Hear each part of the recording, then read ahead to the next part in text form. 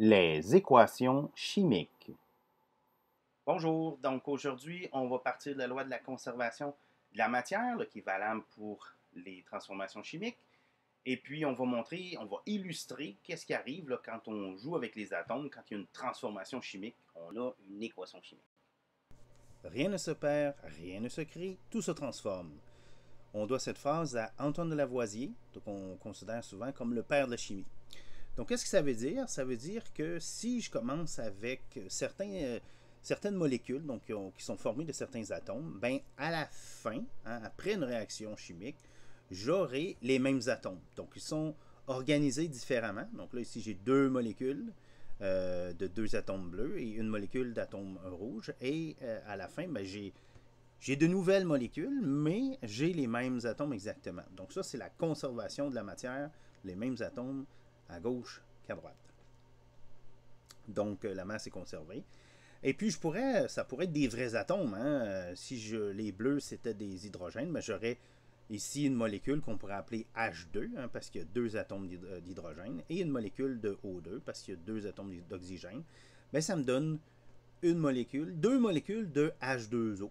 Je pourrais simplifier l'écriture puis dire, ben, au lieu de marquer H2 puis un autre H2, ben, je pourrais dire 2H2, hein, un peu comme on fait en algèbre, avec un O2, une molécule, elle revient une fois, et ça me donne deux molécules de H2O. Je pourrais mettre un plus et une flèche pour indiquer, hein, au lieu d'un égal, pour indiquer que c'est vraiment une réaction, donc ça va dans une direction. Donc à ce moment-là, le 2 qui est ici, le gros 2 en rouge, il représente deux fois la molécule. Hein? Il veut dire qu'il y a deux fois la molécule, alors que le petit 2 ici, c'est pas la même chose. Lui, il veut dire que ce qui est à gauche, l'hydrogène, ben, il revient deux fois. Donc les deux veulent dire différentes choses dépendamment de où ils sont placés.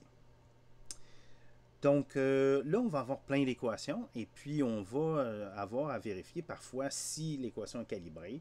Et lorsqu'elle ne l'est pas, ben, il faudra nous la calibrer pour que ça fasse du sens, pour qu'il y ait autant d'atomes, hein, les mêmes atomes à gauche et à droite. En passant, ce qui est à gauche, ça s'appelle des réactifs parce que ça réagit. Ce qui est à droite, ça s'appelle des produits. C'est ce qui est produit par la réaction. Donc ici, on va vérifier que les atomes sont conservés. Donc ici, si je regarde à gauche, j'ai deux molécules qui ont chacune deux atomes de carbone. Donc 2 fois 2, j'ai 4 atomes de carbone. Les hydrogènes, c'est la même chose. Les oxygènes, ben, j'ai 5 molécules qui ont 2 atomes d'oxygène, donc ça fait 10. Ici, 5 fois 2 égale à 10. Si je regarde à droite, ben, j'ai 4 molécules avec un atome de carbone, ça fait 4. 4 fois 1, 4. 2 fois 2 pour l'hydrogène, ça fait 4. Et pour l'oxygène, ben, j'ai 4 molécules avec 2 atomes, donc ça fait 8. Et 2 molécules avec un atome, donc je suis rendu à 2, donc ça fait 10. Donc, on voit bien ici que mon équation est calibrée. En passant, ce qui est en avant des formules chimiques, c'est ce qu'on appelle des coefficients stoichiométriques. Et c'est ça, nous, qu'on essaie d'ajuster lorsqu'on va essayer de calibrer une équation chimique. Hein? On ne peut pas changer les indices parce qu'à ce moment-là, on changerait la nature des molécules. Tout ce qu'on peut changer dans une équation chimique, c'est le nombre de molécules. Donc là, j'ai un exemple. J'ai Na plus Br2 qui donne NaBr. Est-ce que cette équation-là est calibrée? Encore là, je vais regarder les réactifs, les produits. Si je regarde les réactifs, ben, j'ai un atome de Na ici. Et dans celui-là, j'ai une fois 2, donc 2 atomes de Br. Si je regarde dans les produits, j'ai aussi un atome de Na, tout va bien. Par contre, j'ai uniquement un atome de brom. Donc, l'équation, elle n'est pas calibrée. Je suis obligé de la calibrer. Donc, je suis obligé de déterminer les coefficients stoichiométriques qui sont ici différents d'un. En fait, certains peuvent être différents d'un. Donc, comment je vais faire? Ben, je vais y aller, hein, je pourrais essayer là, au début, là, mais si je mets un ici, il faut que j'aille un de l'autre côté, là, parce que je vais avoir le même nombre de sodium. Et là, pour avoir les bromes, pour que ça soit équilibré, puisque là, j'en ai un à droite, il faudrait que j'en ai une demi à gauche. Je vais tout multiplier par 2 et voilà. Là, à ce moment-là, j'ai des nombres entiers et mon équation est calibrée. J'ai bien le même nombre de chaque sorte à gauche et à droite de l'équation chimique. J'en essaie une autre, OK? Sauf que là, oups, il y a un petit peu plus d'atomes. Là, c'est un petit peu plus compliqué. Fait que pour être capable de balancer ces équations-là, on va se doter de stratégies. Donc, la première stratégie, c'est qu'on va se préoccuper d'une seule sorte d'atome à la fois. Okay? Ça ne donne à rien de courir 10 lièvres à la fois, là, une sorte d'atome à la fois. Et on va commencer toujours par les atomes qui vont se retrouver une seule fois dans une seule molécule de réactif et dans une seule molécule de produit. Comme ça, je vais être capable d'établir des correspondances, hein, des coefficients relatifs. Et je vais être capable d'avancer puis d'y aller pas à pas, marquer là, mes coefficients stoichiométriques. Donc, un exemple. Ici, dans ce cas-là, ici, je peux commencer par l'atome d'aluminium parce qu'il se retrouve juste dans une molécule ici. Et dans cette molécule-là, il n'est pas ailleurs. Le chlore, c'est aussi un bon choix parce que je l'ai dans une seule molécule à gauche et je l'ai dans une seule molécule à droite. L'azote, le N, je l'ai dans une seule molécule à gauche, ça va. Et je l'ai dans une molécule à droite, ça va.